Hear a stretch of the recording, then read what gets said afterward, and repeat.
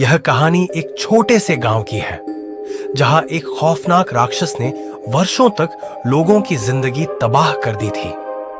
यह राक्षस कोई साधारण राक्षस नहीं था, बल्कि वह ब्रह्म राक्षस था, एक प्राचीन और शक्तिशाली आत्मा जो अपने पापों के कारण शापित हो चुकी थी। गांव का नाम था नमिता। यह एक शांतिपूर्ण गांव था जो जंगलों के पास स्थित था।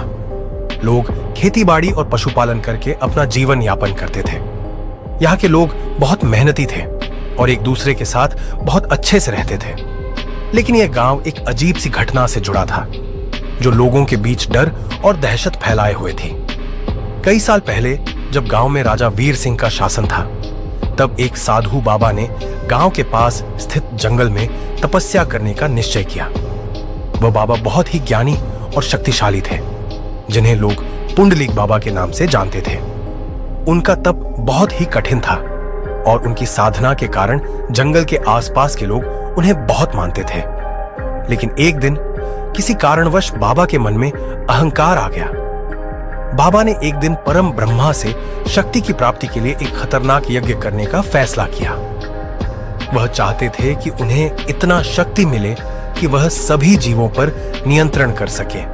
लेकिन ब्रह्मा से शक्ति प्राप्त करने की लालसा ने उन्हें एक ऐसा रास्ता दिखाया जो अंततः उनकी तबाही का कारण बना।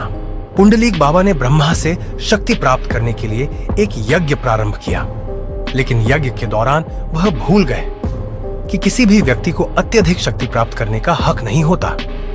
जैसे ही यज्ञ का समापन हुआ, एक अजीब सी काली आंधी चली और एक भयंकर राक्षस जो पूरी तरह से आग और धुएं से घिरा हुआ था, यज्ञ स्थल पर प्रकट हुआ। यह ब्रह्म राक्षस था। ब्रह्म राक्षस ने तपस्वी बाबा को घेर लिया और उसकी आत्मा को नष्ट कर दिया। इसके बाद उसने बाबा के शरीर को अपनी कब्जे में कर लिया और एक भयंकर रूप में बदल गया। वह राक्षस न केवल शारीरिक रूप से अपार शक्ति से भरा था, बल्कि उसके पास ब्रह्मा की दी हुई अमानवीय बुद्धि भी थी। यह राक्षस किसी भी जीव की आत्मा को खींचने और उसे अपने वश में करने की ताकत रखता था। गांव के लोग यह सब देखकर चौंक गए, लेकिन कोई भी उस राक्षस का सामना करने की हिम्मत नहीं कर सका। ब्रह्म राक्षस ने कई रातों तक नमिता गांव के लोगों को अपनी दहशत में रखा।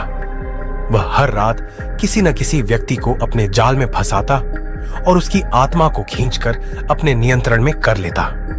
गांव में धीरे धीरे मौत का सन्नाटा पसरने लगा। लोग रात को घर से बाहर नहीं निकलते थे और जो कोई बाहर निकलता वह या तो गायब हो जाता या फिर सुबह उसे मृत पाया जाता। एक दिन जब गांव में कोई भी बचा नहीं था, तो गांव के एक युवा लड़के राजीव ने निश्चय किया कि वह ब्रह्म राक्षस का सामना करेगा। राजीव का हौसला बहुत मजबूत था और वह अपनी मां और बहन के साथ उस गांव में अकेला बचा था। राजीव ने अपनी मां और बहन को गांव के पास स्थित एक सुरक्षित जगह भेज दिया और खुद महल की ओर बढ़ा, जहां ब्रह्म राक्षस का कब्जा था। उसने यह तय किया था कि वह उस राक्षस को हराएगा और गांव वालों को मुक्त करेगा। लेकिन रास्ते में उसे समझ में आया कि यह काम इतना आसान नहीं होने वाला था। जब राजीव महल के पास पहुंचा, तो उसे वहां खड़ी एक विशालकाय छाया दिखाई दी। यह वही ब्रह्म राक्षस था जो अब तक इतने वर्षों से गांव वालों का शिकार कर रहा था। राक्षस ने राजीव को देखा और कहा, तुम समझते हो कि तुम मुझसे लड़ सकोगे? मैं वह शक्ति हूं जिसे तुम नहीं समझ सकते। राजीव ने डरते हुए कहा, मैं तुम्हारे डर से भागने नहीं आया हूं, मैं तुम्हें रोकने के लिए आया हूं।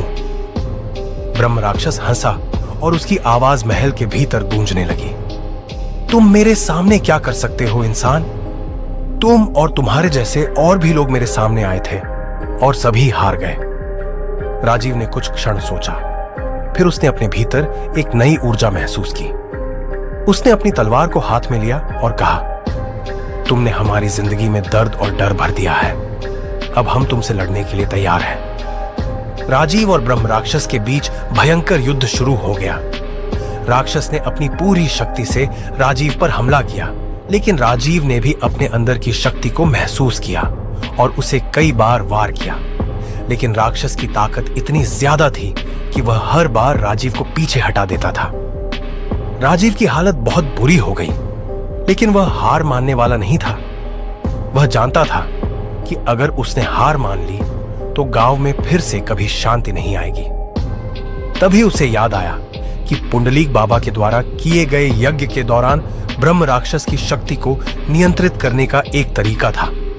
वह यज्ञ की वह किताब पढ़ चुका था जिसमें लिखा था कि अगर ब्रह्म राक्षस का सामना किया जाए तो उसे एक विशेष मंत्र से बांधना होगा। राजीव ने मन में उस मंत्र का उच्चारण किया और अपनी तलवार को पूरी ताकत से राक्षस के दिल पर वार किया। जैसे ही उसने यह किया, राक्षस की आंखें जलने लगी और उसकी शक्ति कम होने लगी। अंत में राजीव ने पूरी ताकत से राक्षस को नष्ट कर दिया। ब्रह्म राक्षस का शरीर राख में बदल गया और उसकी आत्मा को मुक्त किया गया। राजीव की बहादुरी से गांव में शांति लौट आई। लोग वापस अपने घरों में लौटे और अब कोई भी रात को डर से नहीं कांपता था। राजीव ने सभी को बताया कि केवल सही रास्ता अपनाने से ही बुरे से बुरे प्रेतात्माओं और राक्षसों को हराया जा सकता है। उसने यह भी बताया कि कभी भी किसी शक्ति को अपने अहंकार के लिए नहीं प्राप्त करना चाहिए, क्योंकि इसका परिणाम हमेशा बुरा होता है।